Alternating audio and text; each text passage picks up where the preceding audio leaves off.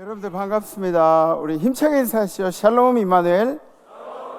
네, 감사합니다. 오늘 우리 아버님 찬양대들도 너무 은혜롭게 찬양을 잘하셨어요. 고요한 밤 거룩한 밤, 그죠? 아주 근데 예술적으로 마지막에는 그 피아노 심으로 이렇게 끝나는 걸로 네, 너무 잘하셨어요.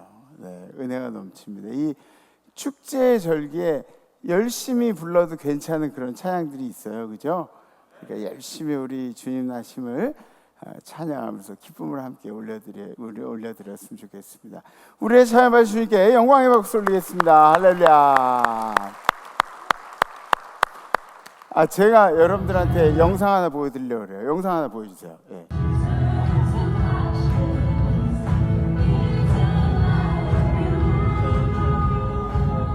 예배 때 찬양하는 거예요.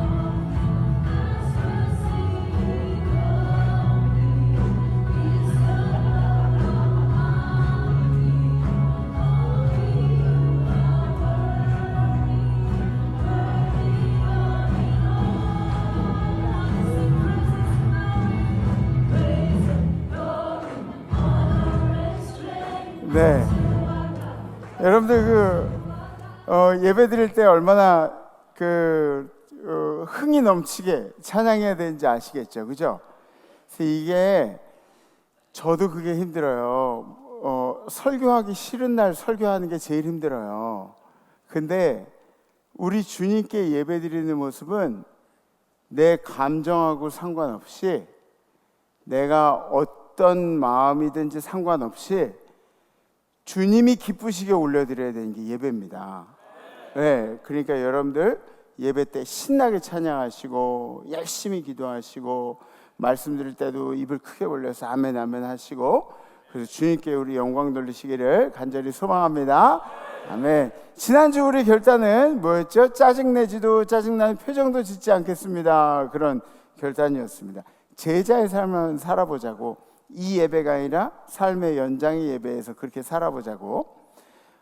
그래서 일상에서 예수님이 흉내를 내는 그런 결단이었는데, 이게 결단을 하면 결단이 어려워지는 거예요. 그죠? 하지 않았을 땐 모르는데 평소에는 아무 생각 없이 살다가 결단을 하고 나면 잠깐이라도 그 결단에, 머릿속에 그 결단 생각이 나기 때문에 그래서 더 어려워지는 것 같아요. 지난주에 저는 음식점에 갔는데, 음식점에서 음식은 맛있는데 종업원이 좀 이렇게 기분이가 나쁘게 하시더라고요.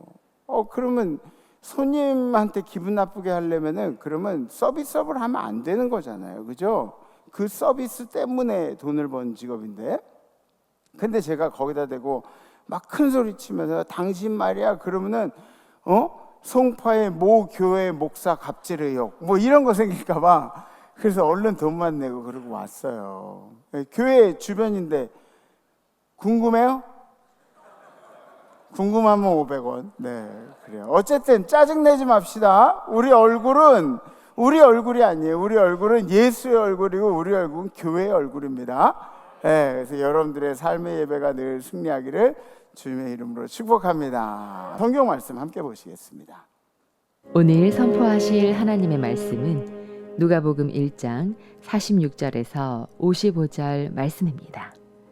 마리아가 이르되 내 영혼이 주를 찬양하며 내 마음이 하나님 내 구주를 기뻐하였음은 그의 여종의 비천함을 돌보셨습니다. 보라, 이제 후로는 만세에 나를 복이 있다 일컬으리로다. 능하신 이가 큰일을 내게 행하셨으니 그 이름이 거룩하시며 긍휼하심이 두려워하는 자에게 대대로 이르는도다. 그의 팔로 힘을 보이사 마음의 생각이 교만한 자들을 흩으셨고 권세 있는 자를 그 위에서 내리치셨으며 비천한 자를 높이셨고 줄이는 자를 좋은 것으로 배불리셨으며 부자는 빈손으로 보내셨도다. 그 종 이스라엘을 도우사 긍휼히 여기시고 기억하시되 우리 조상에게 말씀하신 것과 같이 아브라함과 그 자손에게 영원히 하시리로다 하니라. 아멘. 아멘. 이 누가복음은 다른 복음서랑 성격이 조금 달라요. 진실성이나 복음의 본질이 다른 것이 아니라 이 글을 쓴 누가의 시선, 그렇죠? 누가가 어떻게 바라보느냐에 따라서 조금 다르게 표현이 되기도 한다는 거죠. 그래서 예수를 어느 방향에서 바라보았는가? 우리도 그렇잖아요. 송아지를 뒤에서 보면 뭐만 보여요? 엉덩이? 꼬리라 그러려고 그랬더니 엉덩이라 그래요. 엉덩이. 그러면 송아지를 앞에서 보면은 뭐가 보여요? 뿔? 난 눈망울이라 그러려고 그랬더니 뿔이라 그러는. 예. 어쨌든 그렇게 송아지도 보는 방면에서 다 다르게 이제 보입니다. 마찬가지로 복음서의 저자들도 자신의 관점에 따라서, 자신의 직업에 따라서, 자신들이 가지고 있는 생각이나 사상에 따라서 이 성령의 도우심으로 성경을 기술했는데 각각 조금 더 다른 표현들이 생길 수가 있다는 것이죠. 누가복음하고 사도행전하고는 누가 기술했을까요? 어떻게 하셨어요? 네. 갑자기 이런 질문하면 떨려요. 막 이거 근데 아는데 얘기했다가 틀리면 완전 망신이잖아요. 그게 되게 조심스러운데 누가라고 그렇게 얘기하시는데 정답은 바울의 동역자였던 의사 누가였습니다. 그럼 누가복음이니까 누가가 썼겠지. 누가복음을 누가 썼겠어, 그죠? 예수가 이제 예수님이 볶음밥을 이렇게 드시다가 너무 맛있어가지고 뭐라 그러셨냐면 누가볶음 그랬대요. 재밌어요? 네, 그래요. 누가볶음. 누가의 성향은 이렇습니다. 메시지를 전하는 데 있어서 자신을 철저하게 배제시켰습니다. 그 당시에 의사라 그러면 조금 이렇게, 그죠? 우쭐댈 수도 있는데, 그리고 내가 글도 잘 쓰고 그러면 우쭐댈 수도 있는데, 자신을 철저하게 배제시키고 자신이 드러나지 않아야 하는 겸손한 태도를 고집하면서 성경을 썼다는 거죠. 나는 증언자이지 주인공이 아니다라는 거예요. 우리도 우리 간증을 할 때 우리 자신이 커 보이게 간증을 하면 안 돼요. 모든 것이 하나님의 은혜입니다. 이게 간증자의 자세라는 거예요. 나는 증언자예요.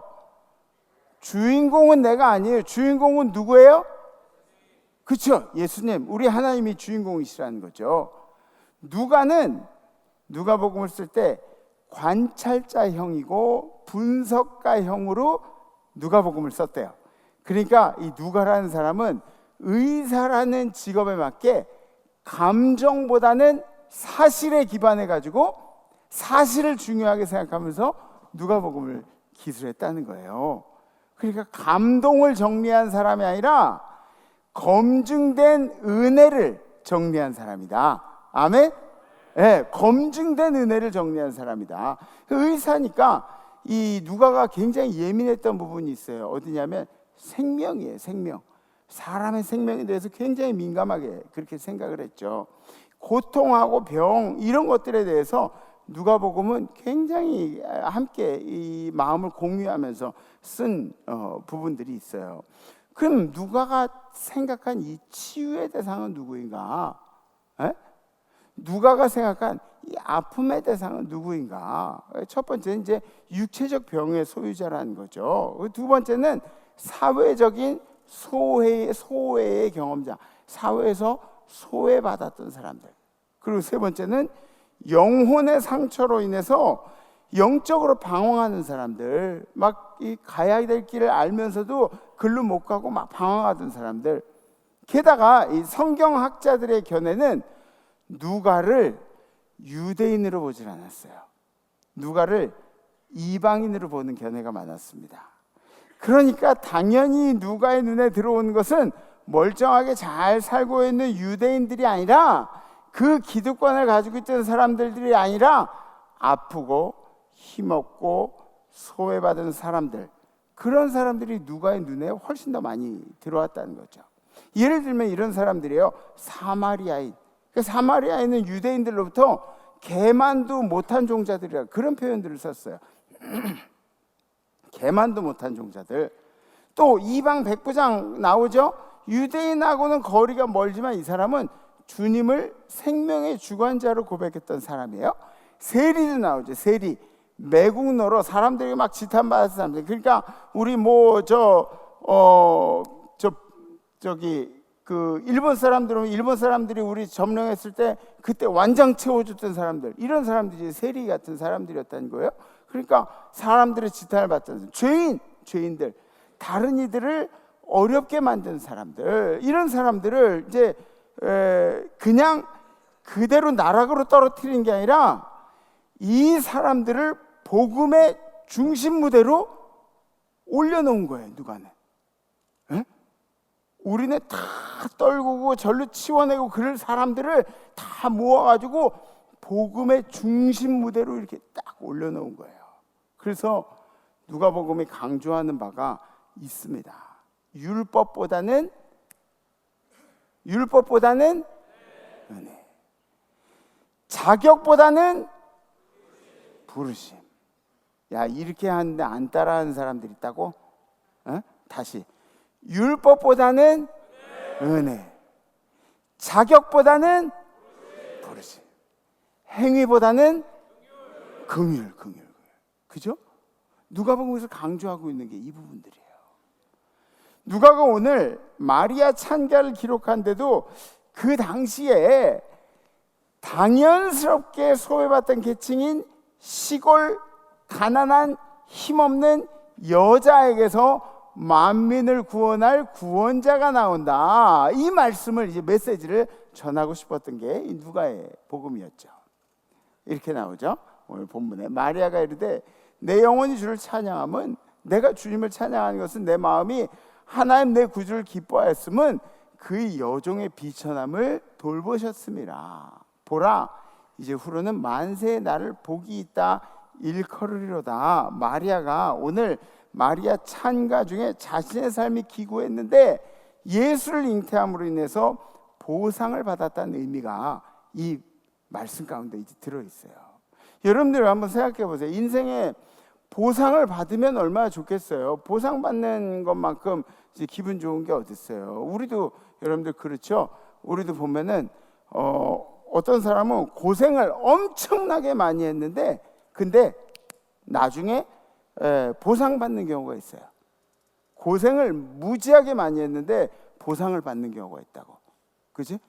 학교 다닐 때 연주 막 이렇게 연습실에서 막 이렇게 살았잖아. 지금 어때? 다른 데서 연주하면 사람들이 어머 트럼펫 멋있어 막 그런 거, 보상받는 거예요. 어떤 사람들은 노력하면 그렇게 나중에 보상받는 경우가 있어요. 반대로 먼저 보상을 받는 경우도 있어요. 먼저 보상을 받고 나중에 대가를 치르는 그런 경우들도 있어요. 우리 김봉택 장로님 같은 경우에는 먼저 고생을 엄청 많이 하시고 지금 샬롬 엔지니어링이 얼마나 세계적으로 전 세계의 철도에 관련된 것들이 막 관련돼 가지고 일을 하거든. 막 우리 선교지까지 막 탄자니아, 인도 세계 방방곡곡에 막 이런 처음에 고생은 나중에 대가를 받는 사람들도 있고 처음에 보상을 받고 나중에 대가를 받는 사람, 치끄러 싫은 사람도 있어요. 그런데 어떤 사람은 보상이 없이 고생만 직사게 하다가 보상 못 받고 그러고 가는 사람들도 있어요. 이 사람들 불쌍해가지고 어떻게 해요? 근데 걱정 마세요. 팔복에 뭐라고 기록되어 있냐면 천국이 저희 것이며. 아멘? 그래서 우리의 가장 큰 보상은 구원이에요. 구원. 날마다 구원을 위한, 구원받은 자로서의 삶을 살아가는 게 그게 중요한 거란 이야기예요. 누가복음에 이렇게 나와 있죠. 능하신 이가 큰 일을 내게 행하셨으니 그 이름이 거룩하시며 긍휼하심이 두려워하는 자에게 대대로 이르는도다. 그의 팔로 힘을 보이사 마음의 생각이 교만한 자를 흩으셨고 권세 있는 자를 그 위에 내리치셨으며 비천한 자를 높이셨고 줄이는 자를 좋은 것으로 배불리셨으며 부자는 빈손으로 보내셨도다. 예. 여기서 부자가 그래야죠. 부자를 죄인 취급을 하는데 아니에요. 부자라는 것은 여기서 기득권자들을 얘기하는 거예요. 기득권자들인데 사람들을, 약한 사람들을 돌보지 않는 그런 사람들을 얘기하는 거죠. 근데 보세요. 어디 그 시대에 여자가 이러면 여자는 뭐 하는 거야? 밥이나 하고 빨래나 하는 게 여자 아니에요? 지금은 이런 얘기 하실 분들 없죠. 그죠? 근데 그 당시에 여자 역할이 밥이나 하고 빨래나 하는 게 그 여자의 역할이지. 여자가 무슨 말이 이렇게 많어. 그런 시대에 심판이, 기득권자들에 대한 심판이 여자의 입에서 나온 거지. 여자 입에서. 그 이팔로 교만한 자들을, 또 권세 있는 자들을 꺾으셨다. 그리고 비천한 자에게 비천한 자를 주님이 품어주셨다. 주님은 약자들과 소외된 자들과도 함께 하실 것입니다. 그런 메시지죠. 그러니까 성경에 유대인들을 주류로 하는 성경에서 그런 복음들도 많이 있지만 그 중에 한 명은 약자들에 대한 이 밸런스 있는 복음을 성경에도 이렇게 밸런스 있게, 균형 있게 그렇게 전한다는 것을 이제 알 수가 있습니다. 그렇다면 마리아 찬가가 유명한 이 위대한 이유가 뭔가? 마리아 찬가 첫 번째는 뭐냐면 여인의 입에서 나온 신학적이고 공의적인 선언이었다. 여인의 입에서 나온. 1세기 유대 사회에서는 젊은 여성, 더구나 가난한 시골 처녀의 말 한마디가 신학적인 또 하나님의 공의를 나타내는 그런 권위를 갖기가 어려웠습니다. 그러니까 누가 보든 안 보든 마리아는 그렇게 얘기한 거예요. 그런데 이 마리아 찬가는 하나님께서 역사를 어떻게 뒤집어 놓으실지를 이야기하고 있죠. 혁명 같은 단어를 쓰고 있어요. 하나님의 구원에 대한 해석을 이 시골 여자가 하고 있습니다. 시골 아낙네가 하는 이야기치고는 굉장히 파격적인 메시지가 그 안에 들어있었다. 그래서 이제 위대하다고 얘기하는 거예요. 두 번째 뭐냐면 전통적인 권력 질서를 뒤집는 위험한 노래였다. 그래서 마리아 찬가의 내용을 이렇게 들어보면은 어휘들이 상당히 도전적이에요. 그리고 전복적이고 막 뒤집는 그런 언어들이, 이 의미들이 많이 담겨져 있어요. 예를 들어서 권세 있는 자를 그 위에서 내리치셨으며, 그리고 비천한 자를 높이셨고 줄인 자를 좋은 곳을 배부르셔 부자는 빈손으로 보내셨도다. 굉장히 전복적. 이거 내려간 사람 올려놓고 올라 있는 사람 내려놓는 그런. 실제로 여러분들 이 말씀은 라틴 아메리카는 그 천주교 나라들이잖아요. 천주교 나라들인데 라틴 아메리카의 그런 어떤 군사 정권에서는 천주교 국가임에도 불구하고 이걸 못 읽게 했대요. 굉장히 혁명적이니까. 이런 혁명적인 복음들을 받아들이면 안 되니까 막 그런 것들을 하지 못해요. 혁명적인 text of revolution, 그렇게 분류되기도 했다는 것이죠. 충분히 정치적으로 이제 위험한 일이었음에도 불구하고 마리아는 그렇게 주님을 찬양했다. 세 번째, 하나님의 구원이 내면에만 머물러 있지 않음을 선언했다. 마리아가 그 당시에 이제 종교인들, 유대인들은 어떻게 표현을 했냐면 개인의 경건을 중요하게 생각했어요. 그리고 율법 준수를 중요하게 생각했고 내적 의로움 이런 것들이 밖으로 드러나는 것이 없고 속에서만 중요한 것으로 그렇게 생각을 했습니다. 그런데 마리아는 하나님의 은혜는 겉으로 표현된다고 이렇게 표현을 한 거예요. 하나님의 은혜는 겉으로 드러난다. 마리아 찬가가 이제 눈에 보이지 않는 믿음의 결과물에 대해서 마리아 입으로 이제 겉으로 드러낸 거죠. 경제적으로, 그죠? 줄이는 자, 부자 이렇게 경제적으로 표현을 했죠. 또 사회 신분적으로는 비천한 자, 그리고 권세 있는 사람들. 역사적으로는 아브라함의 언약을 얘기하면서 이런 것들이 겉으로 이제 드러날 것이다. 하나님께서 구원을 밖으로 드러내셨다. 아멘. 네 번째, 마리아 찬가의 이 위대한 점이 뭐냐면 아직 오지 않은 일에 대해서 미리 이루어진 것처럼 믿음의 눈으로 고백을 했다는 겁니다. 여러분들 가능성이 없다고 생각하는 거에 대해서 믿음의 눈으로 고백하는 게 쉬워요? 쉽지가 않아요. 이게 되지도 않을 일 같은데 내 믿음으로 이거 됩니다. 하나님께서 해주십니다. 이렇게 고백하는 게 쉽지가 않아요. 근데 보세요. 마리아는 성령이 잉태하게 하시고, 그리고 구원을 위해 준비된 예수를 자기의 아들로 보는 것이 아니라 믿음의 눈으로 구원자 예수로 보는 것이죠. 믿음의 눈이라는 게 중요한 거예요. 여러분들 삶에도 믿음의 눈으로 고백할 수 있기를 간절히 기도합니다. 오늘 이 마리아 찬가를 배우면서 우리가 그 시대의 마리아 찬가를 듣고, 그리고 지금 이 시대의 마리아 찬가, 아니 우리들의 찬가는 무엇이 되어야 할까를 고민하자는 것이 오늘 설교의 핵심이라는 거죠.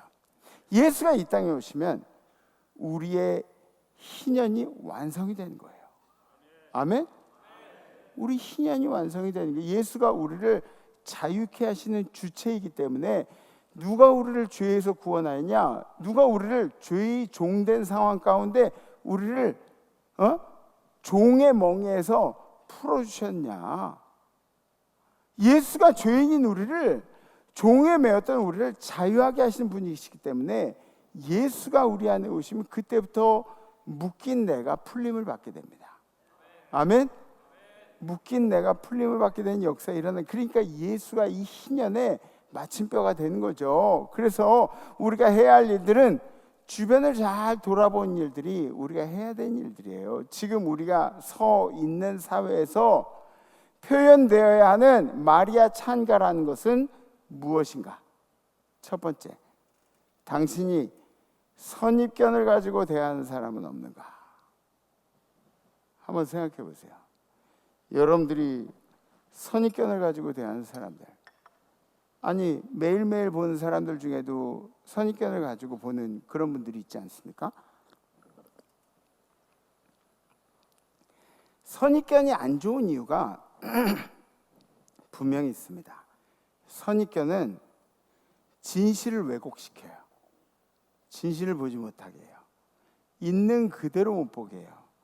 사람을 있는 그대로 못 보게 하는 게 이 선입견이라는 거예요.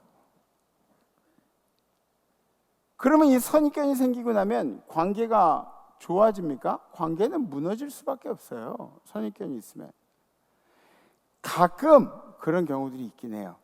내가 어떤 선입견을 가지고 그 사람을 이렇게 바라봤는데, 그러다가 계속 보다 보니까 오해가 풀린 거예요. 내가 가지고 이 선입견이 잘못된 거야. 그러면 어떻게 해야 되냐면 그 사람을 찾아가서 미안하다고 얘기를 해야 되는 거예요. 왜 그런지 아세요? 내가 표현을 안 했을지라도 나는 그 사람에게 죄를 짓고 있었으니까. 맞죠?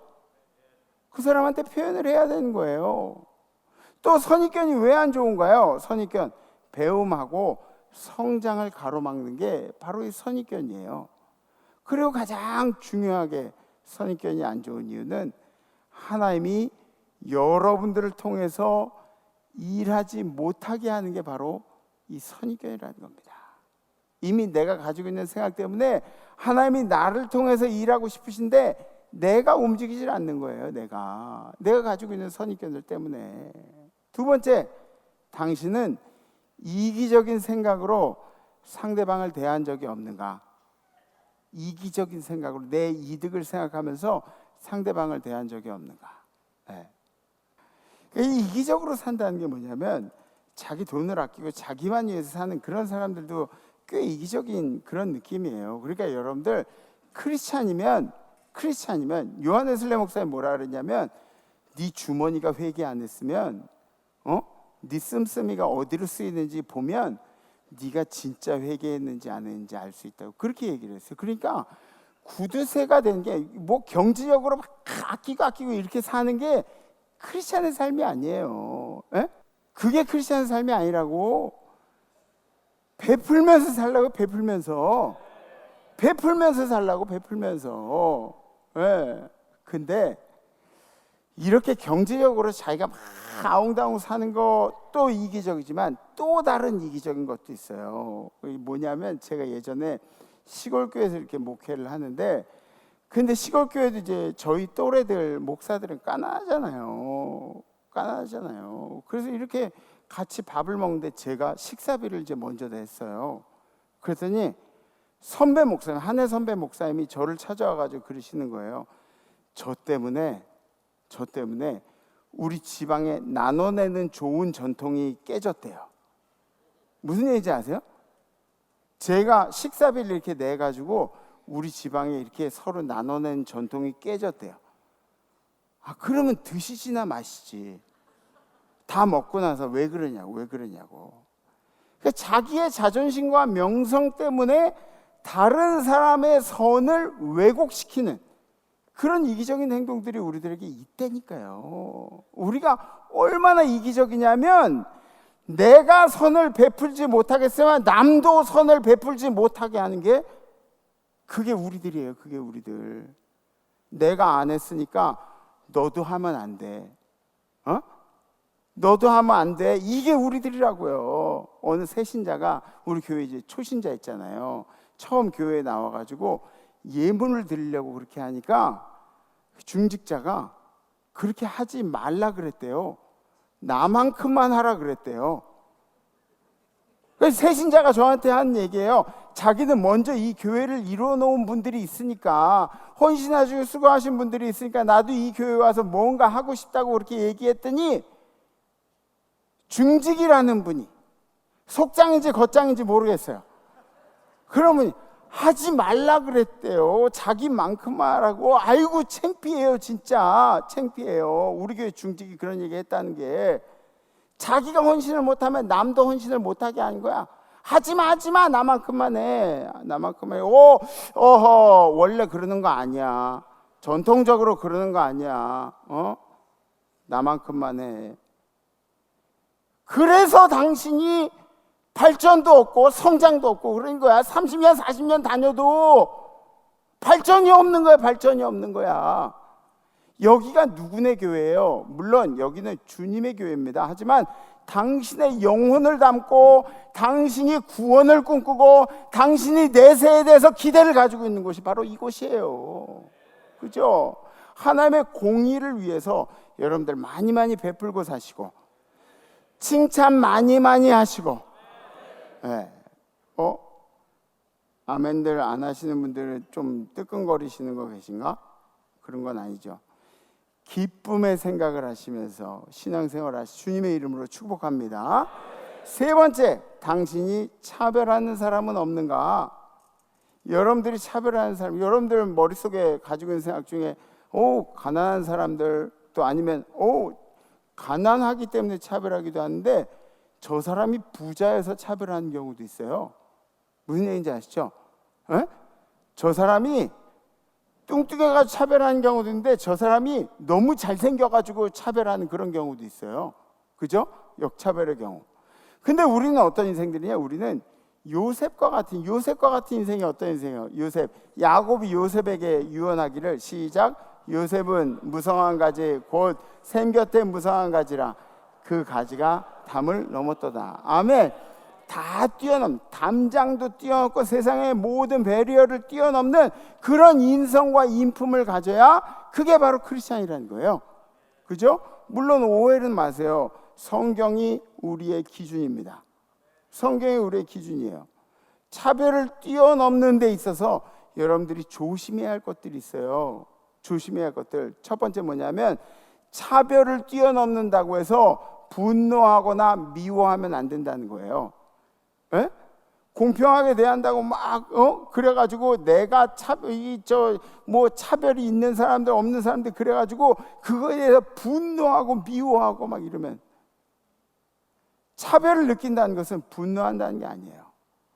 마음에 분노가 가득하면 본질이 안 보여요. 다른 것들이 보이기 시작해요. 자꾸 자기 주장을 하다가 폭력적으로 바뀌어가는 게 바로 분노를 품게 되면 생긴 일들입니다. 여러분들 조심하셔야 돼요. 차별을 넘는다는 게 분노를 조정하는 게 아니라. 두 번째, 약자와 소수를 존중한다는 말이 나머지를 무시해도 된다는 말이 아니다. 무슨 얘기인지 아시겠어요? 우리가 약자와 소수를 존중한다 그래가지고 나머지 사람들을 무시한다는 게 아니, 착각하지 마세요. 예수는 약자만 사랑한 적이 없어요. 물론 이 약자를 이렇게 괴롭히면 니네 연자맷돌에 목을 매가지고 저 바다에 던져주는 거 그것과 마찬가지로 그렇게 말씀하셨지만, 그렇다고 해서 예수님이 약자하고 강자하고 이렇게 나눠가지고 분리해서 사랑하신 분이 아니에요. 예수님은 모든 이들을 사랑하신 분이에요. 네.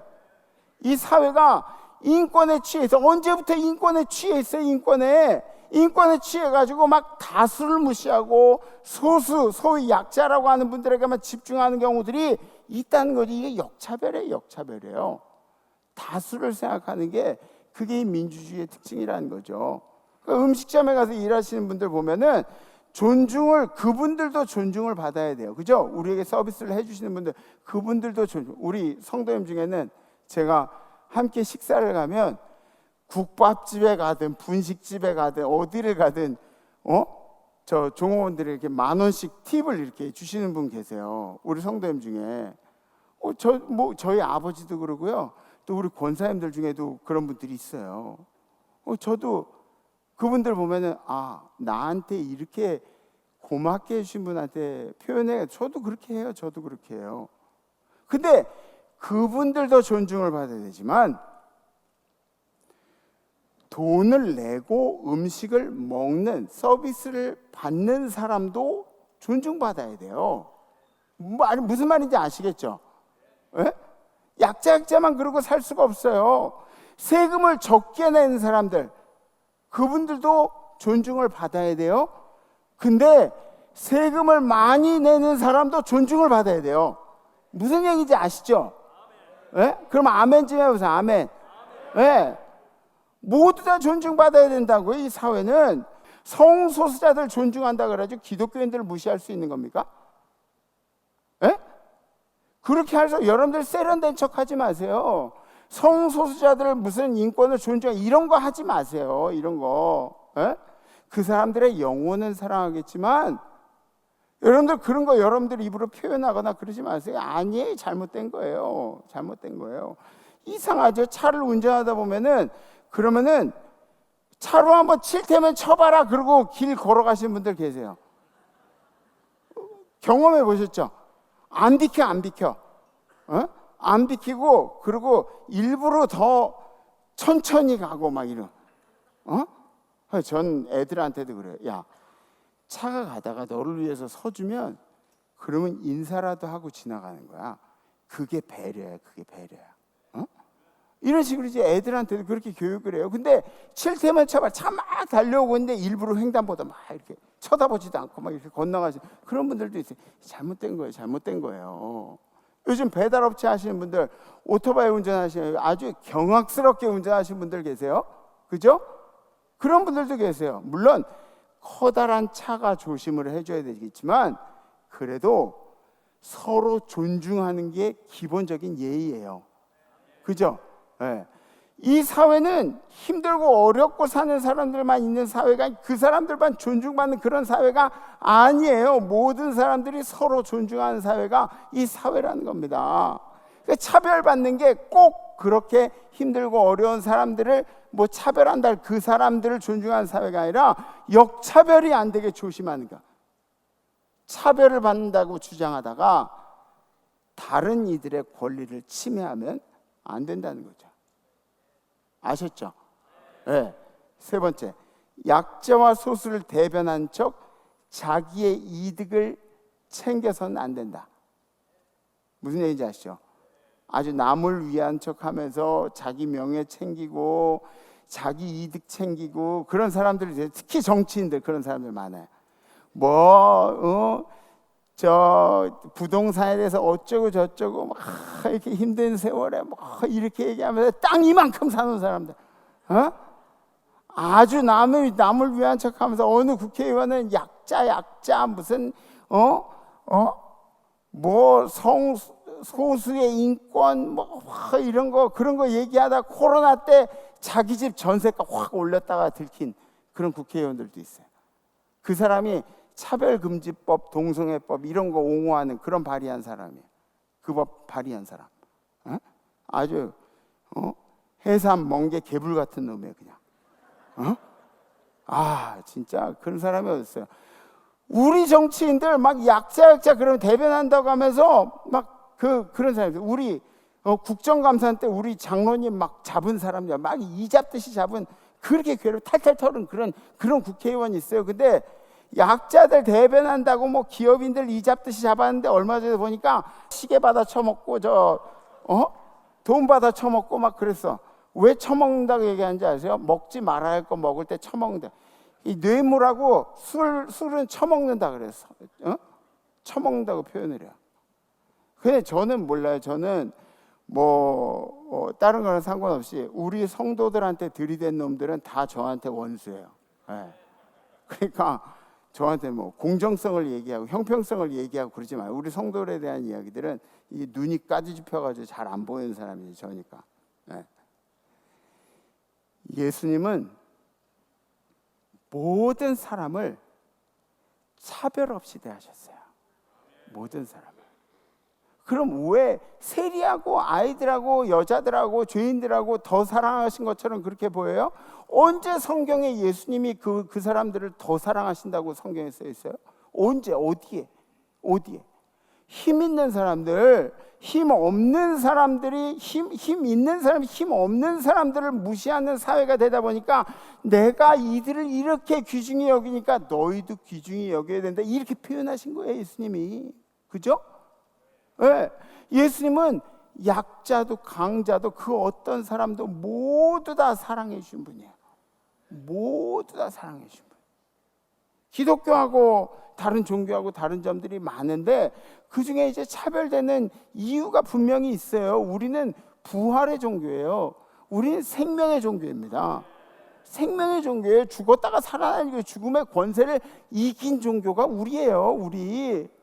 대부분의 종교들이 깨달음을 보고 살아가요. 근데 우리는 구원을 보고 살아가요. 대부분의 종교는 깨달음, 해탈을 하고 득도를 하는 게 그게 한 단계 업그레이드된 삶이 되는 거예요. 그래가지고 우리는 헌금하면 지금도 1,000원짜리 막 이렇게 하고 1,000원짜리가 아주 그냥 거기 새겨진 분이 누군지 잘 모르겠는데 1,000원짜리, 여러분들 요새 껌도 1,000원이 넘어요. 껌도. 예? 보세요. 불교 절 다니시는 분들은 자기가 이제 돈이 생기면 절을 지어요. 절을 지어. 절을 지어. 해탈을 하고 득도를 하고 한 단계가 업그레이드 된다고 그렇게 살아가는 거예요. 그 도에 도달하기 위해서 무수하게 노력을 하죠. 하늘에 달린 별과 같은 깨달음을 얻기 위해서 열심히 달려가는 게 다른 종교들의 특징입니다. 근데 기독교는 어때요? 우리는 뭔가를 얻기 위해서 이렇게 달려간 적이 없어요. 그런 적이 없어요. 우리가 그런 적이 없어요. 대신 우리가 죄인 되었을 때 죄인된 우리에 대한 사랑을 확증하시기 위해서 전능하신 주님이 우리를 직접 찾아오셨어요. 이게 기독교의 독창성이고 이 기독교의 위대한 점이에요. 이게 우리는 그분의 긍휼과 자비로 이 죄의 종된 그런 본성에서 깨어나서 그의 자비로 말미암아 자비롭지 못한 사람들이 의롭다 하심을 얻게 된 것이, 그것이 바로 우리 종교의 특징이에요. 우리 기독교의 특징이라는 거예요. 우리는 가장 위대한 주님을 믿고 있는 겁니다. 그 예수가 찾아오신 날이 바로 이번 주입니다. 이번 주. 그래서 이번 한 주도 여러분들 안에 진정한 자유가 있기를 주님의 이름으로 기도하겠습니다. 결단하시겠습니다.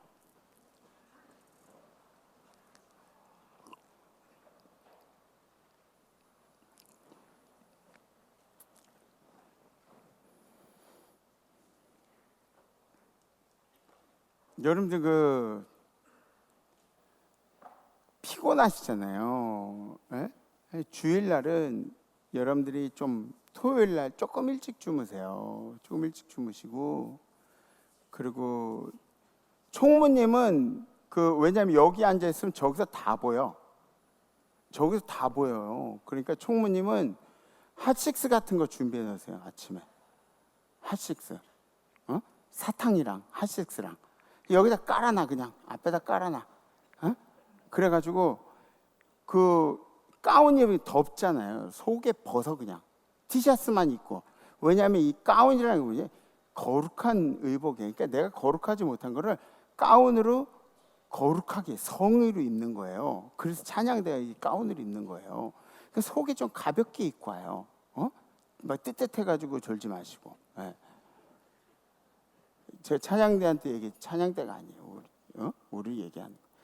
지난주에 저희 청년이 그 킹 오브 킹스 영화 전시회 티켓을 주셔서, 그래서 저희 직원 모두가, 목회자가 가가지고 그 킹 오브 킹스 그 전시관, 영화 전시관에 가가지고 이제 바라보고 그 구경하고 점심 먹고 그러고 돌아온 일이 있어요. 가서 보니까 조각도 해놓고 뭐 말씀 구절도 있고 영상도 이렇게 해놓고 뭐 그랬더라고요. 한번 보여주세요. 그림이 이거 그림. 그리고 이건 우리 집사람이에요. 그다음 예수님 손도 이렇게 애니메이션이니까 이렇게 저기서 이게 세로야. 이게 원래 이거 가로가 아니라. 그리고 발을 씻기시고 저 위에 영화에 나온 것처럼 제가 신발을 신고 있던 게 좀 모순이네요. 네. 그래요. 그리고 가시관도 이렇게 있고, 또 이건 뭐냐면 베드로가 이제 물속에 빠진 거예요. 근데 예수님이 저렇게 물속에 손을 내밀어 주시는 거죠.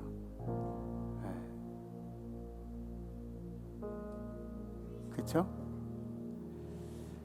근데 이렇게 구경할 게 이렇게 많아요. 구경할 게 많은데 중간에 그 문이 두 개가 나오더라고요. 문이. 한쪽 문에는 뭐라고 나와 있냐면 나는 상처를 받은 적이 있습니다. 그리고 또 다른 쪽에는 나는 상처를 준 일이 있습니다. 그죠? 두 문 중에 한쪽으로 가는 거예요. 한쪽을 선택해서 지나가야 하는 건데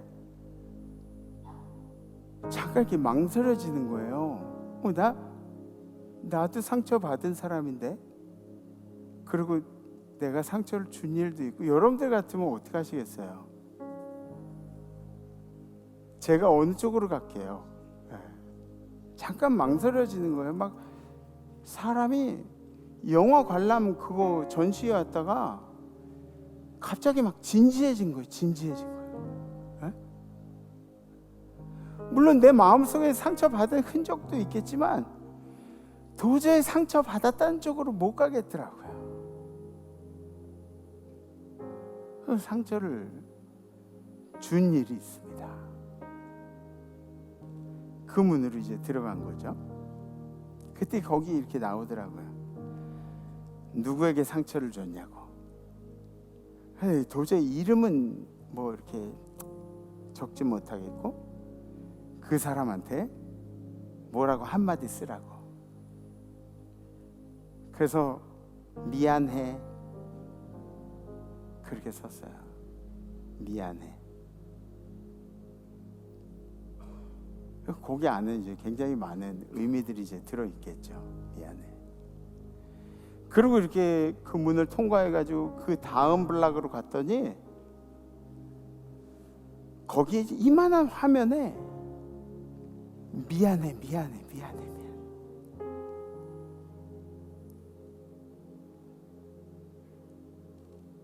내가 쓴 글이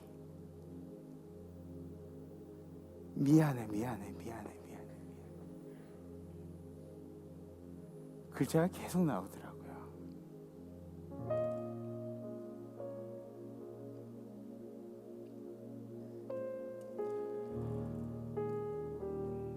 그때 얼마나 제가 무너져 내렸는지 몰라요.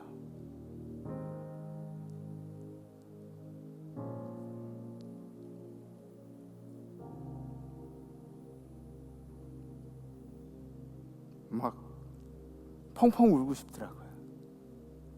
펑펑 울고 싶더라고요.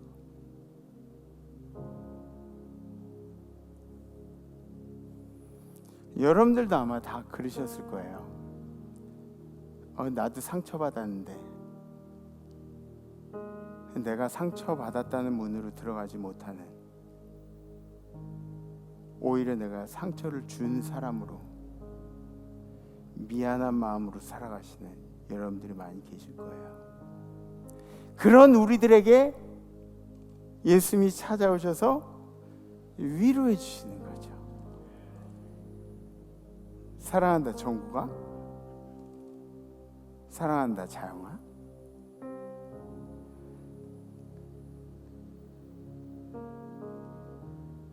사랑한다 환경아, 사랑한다 희환아.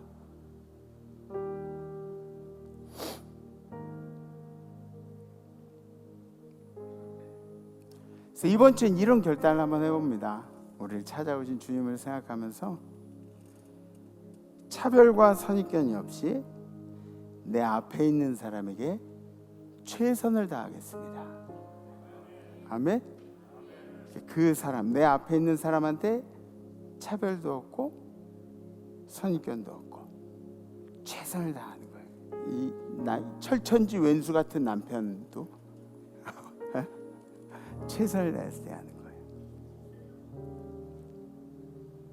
혹시 결단되신 가슴에 손을 얹고 손을 이렇게 들으셔야 돼요. 함께 찬양하시겠습니다.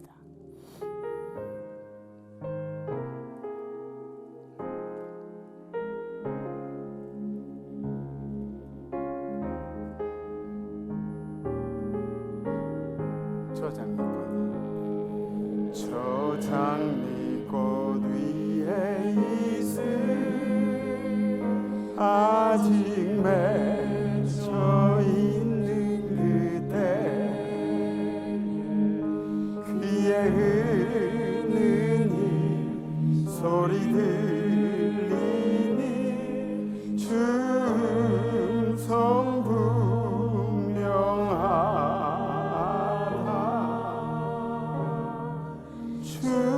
주님 나와 동행을 하면서 나를 친구 삼으셨네.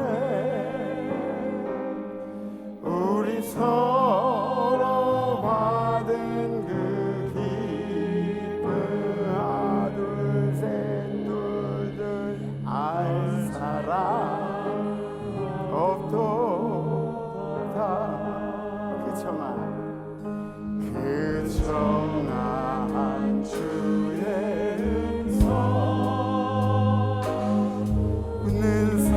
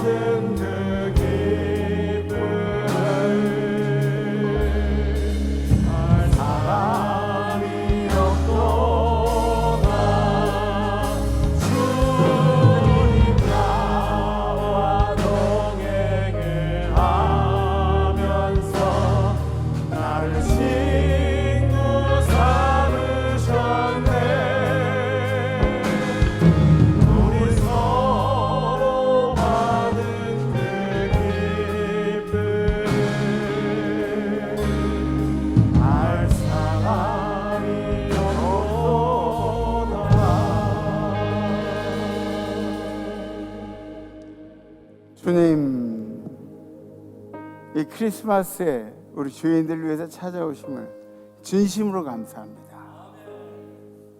또 세상을 살아가는데 마음의 상처도 있고 상처를 준 일도 있고 복잡한 마음으로 보상을 못 받기도 하고 고생만 직사도록 하고 그러고 살아가는 우리들도 있습니다. 그러나 우리의 기쁨, 우리의 꿈은 저 하늘에 있사오니 이 희년의 정점을 찍어주신 그리고 우리를 찾아오신 주님께 영광을 올려드립니다.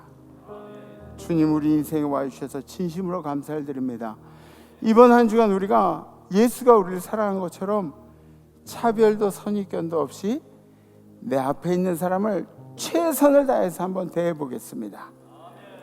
하나님께서 내 앞에 있는 사람을 존중할 수 있는 마음을 허락하시고 품어 안을 수 있는 마음을 허락하여 주시옵소서. 이제는 우리를 사랑하시 이 땅에 내려오시고 우리 위해 모든 걸 내어주시고 마지막 물 한 방울 피할 바까지 다 내어주시고 그리고 죽으셨다 죽음의 권세를 이기시고 다시 살아나신 그리고 우리의 천국을 예비해 주신 예수 그리스도의 은혜와 우리가 죄인 되었을 때 우리를 위해 모든 걸 내어주신 자기 아들 독생자까지 내어주신 하나님 아버지의 무한하신 사랑하심과 우리로 하여금 이 땅 가운데 예수 흉내내면서 살 수 있도록 도우신 성령님의 교통하심이 오늘 예배드린 모든 성도들 가운데 우리 성도의 삶 속에 성도의 생활 가운데 성도의 가족 가운데 성도의 건강 가운데 성도의 후손들 가운데 해외 선교지에 우리 선교사님들과 선교사님들의 건강과 선교사님들의 가정 가운데 선교지에 있는 모든 백성들 가운데 해외 나가 있는 성도들 유학 중인 우리 자녀들 군에 가 있는 우리 아들 딸들 가운데 그리고 지금도 고군분투하면서 열심히 인생에 가야 할 길들 가고 있는 우리 임마누엘의 모든 성도들 가운데 그리고 이 예배를 그리워하는 임마누엘의 모든 환우들 가운데 찬양한 천사들 가운데 이제로부터 영원토록 함께 하시기를 간절히 축원하옵나이다. 아멘. 이번 한 주간 최선을 다해서 대하시고 다음 주에 뵙겠습니다. 레스 임마누엘.